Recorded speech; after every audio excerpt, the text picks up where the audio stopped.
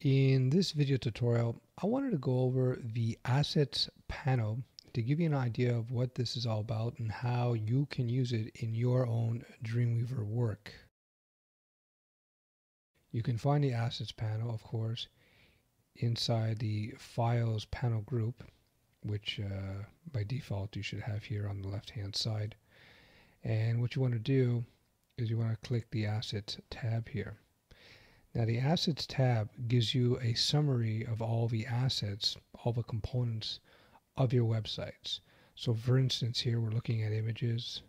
Then you have all the colors that we've used in the website. So this is basically a list of all the colors that I've used inside of killersites.com. Quite a few actually. It gives me all the links. So if I expand this a little bit, you see all the links here that are contained within killersites.com. Again, quite a few. We can also look at any Flash objects that are floating around inside this site.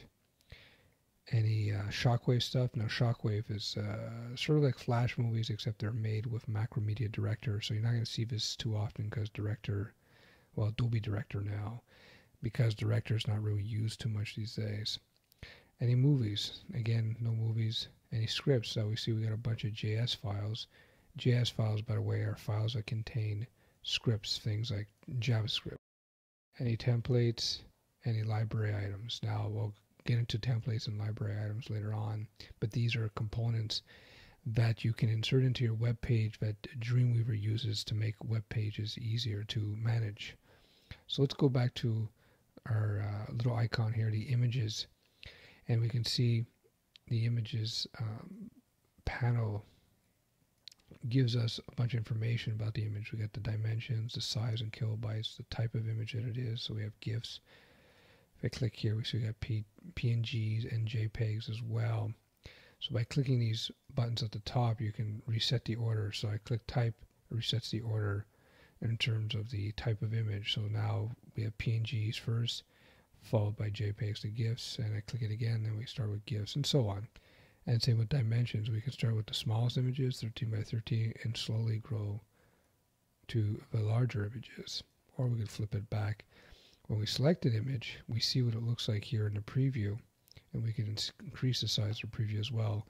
So this is a good way to scan through your site, see what images you're using, and then from there you can actually check to see where exactly these images are in your website. So this is under full path, of course. So this could be a good way to scan through your site, or you could just drag and drop images onto your web page if you happen to have a web page here. To finish up this demonstration of the Assets tab here, what I'm going to do is create a page inside of my Dreamweaver subdirectory inside of killersites.com. So I do that by right-clicking, selecting New File, or Apple clicking with on the Macintosh, of course. And then I'm just going to put in test.html because I'm just going to use this as a test. So to launch it in our editor here, I just double-click it. And we can see in the editor we have our test page.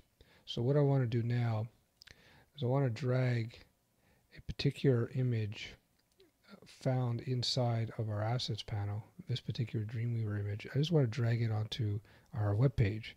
So all I have to do here, instead of digging for this image using the images button here, where I would have to start digging, looking around for it, which could be pretty difficult in a larger site.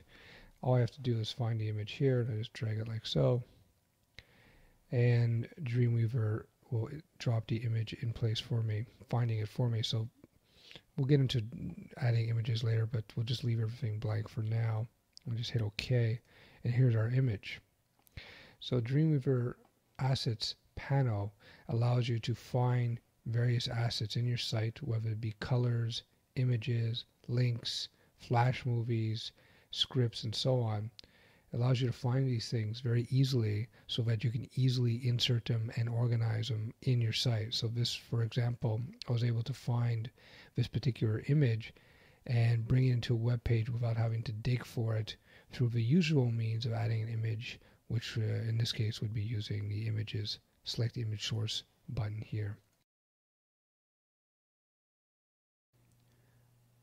Another thing we can do is use the link assets, and I've selected it here, and I selected the killersites.com/sitemap.jsp link. And what we can do with the links asset subsection is actually drag and drop links onto our main page. So let's say I have an image and I want to create a link out of this image. All I have to do, instead of having to type it all out as you normally would in the properties inspector down here, where you would select it and then you would put in your link information, all I have to do is go here into my link assets, grab the link, and just drag it over on top of my image. And if you look down here, you can see that it's actually attached this link to this image automatically, again, so we don't have to type in anything. The same thing can be done with text.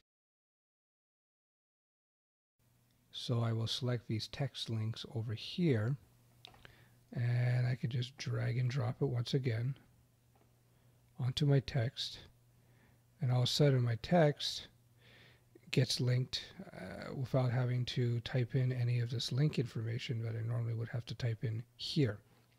So that's just a couple of useful functions inside of the assets panel.